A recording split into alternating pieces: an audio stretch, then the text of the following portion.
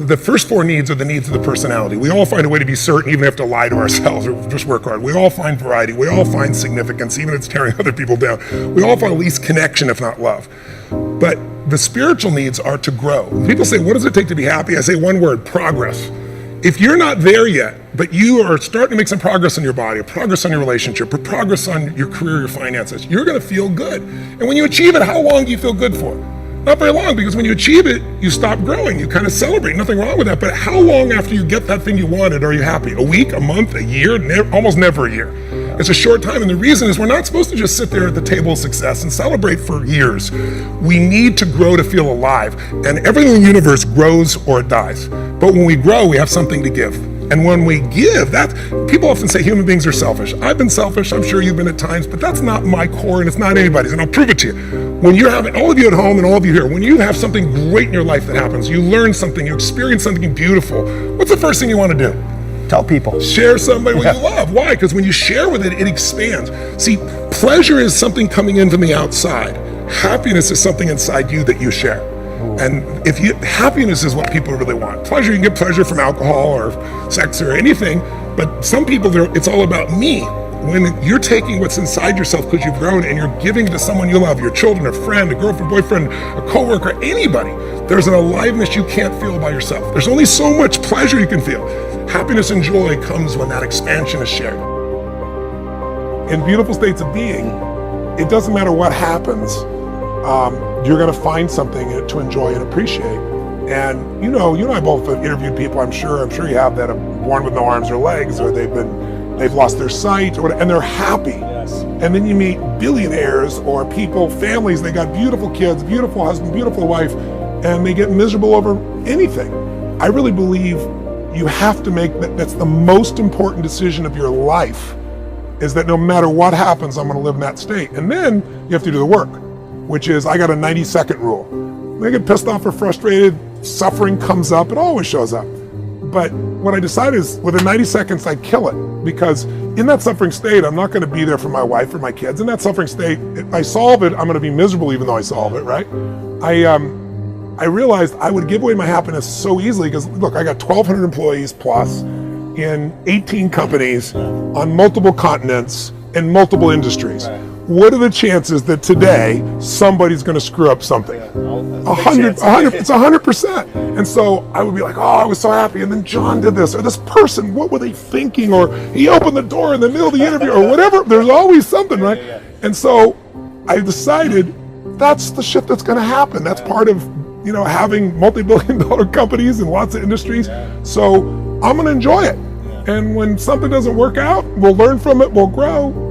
It's all small stuff, right? You don't sweat the small stuff, it's all small stuff. So I've really experienced in the last year, that's probably the greatest growth for me, is not letting that suffering last and calling it suffering, because it's inconsistent with my identity and probably yours as well, right? Yeah. So I'd never do that stuff, so I don't. And I call a spade a spade. Pissed off is suffering, worried is suffering, stressed out is suffering. And so if I know it sounds esoteric because we're doing this in 2 minutes. I usually take people now through like a day of experiences where they uncover this. I ask people, if I asked you, what are 2 of the most magnificent experiences of your life? I mean, when I was 22, right after I graduated from Dartmouth, I was so focused on making everyone happy that I almost chose the worst possible career for my personality. It's not a bad career, it just would have been horrendous for me. I was interested in the environment, so I decided, I'll go get a law degree, and then I'll go work in Washington. And I think maybe I'll work on environmental policy, and I'd probably end up in some cube farm. And everyone was thrilled with the plan. Everyone, it turns out, but me. So here I am, I'm driving a U-Haul across country to go to law school and to get a degree in environmental law. And something started to gnaw at me. And with every single mile that I drove, my thoughts were getting louder and doubts were starting to pour in. My gut was telling me, Mel, turn the damn U-Haul around. But the problem was that everything was already in place, right? I mean, I'm already in the U-Haul, the thing is already packed, I'm already 10 miles into my drive, the tuition had been paid for the first semester, I had signed a lease. I mean, I could not undo these things. Isn't that why it's so difficult for you to make changes in your life? Because you think that things can't be undone? The fact is, any excuse that you come up with, you can undo.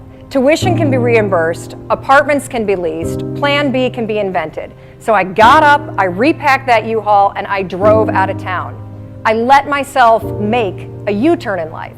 If you ever find your gut battling your head, save yourself the drama. I guarantee you your gut is right. Guarantee you your excuses can be undone. And I guarantee you you can make a U-turn in your life right now if you want to.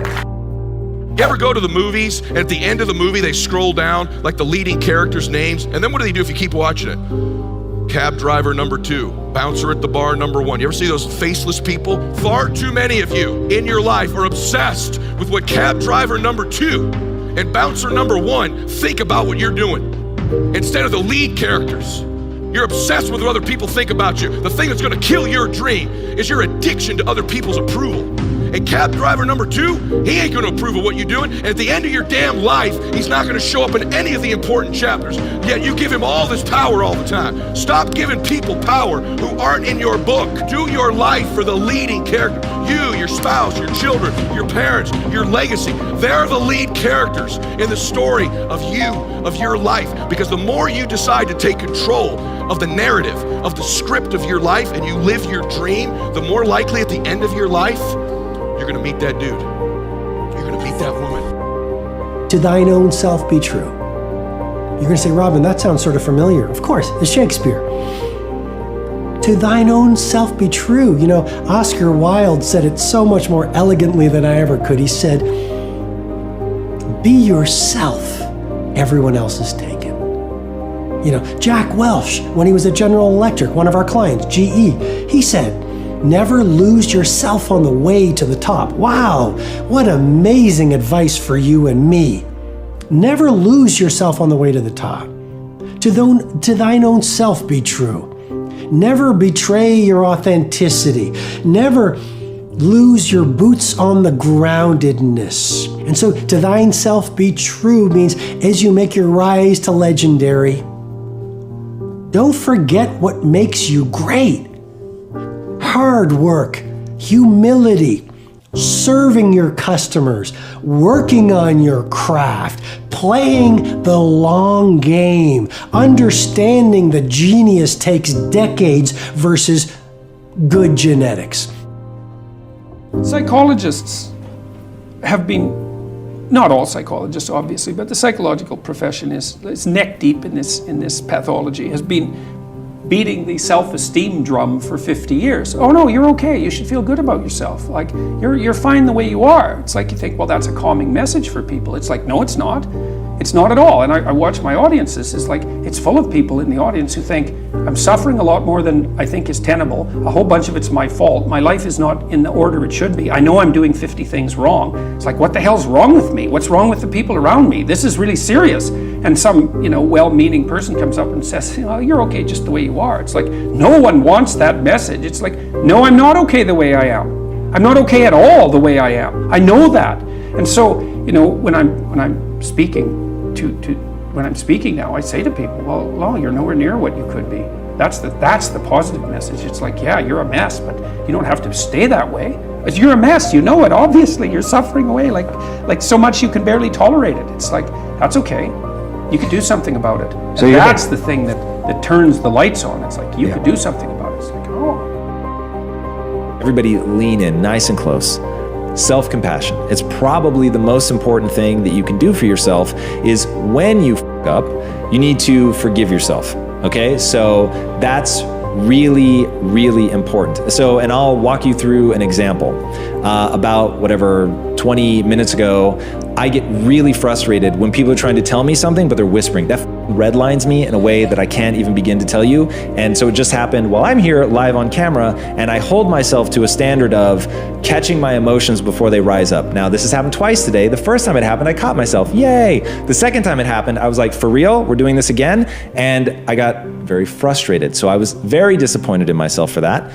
but I need to be compassionate towards myself, forgive myself for that, get better, use it as practice, and remember that life isn't performance, it really is about practice.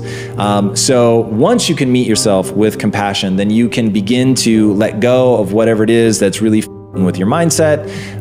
You can get back on track, you can refocus, and don't wait till Monday. And that's a mistake that everybody makes. So if you fall off the wagon, like if I fell off the wagon at 9:58, at 9:59, I'm back on the wagon. So I'm not waiting even for 10 o'clock. Like you literally do it right there at that moment, make it a part of your identity that you're the type of person that does that.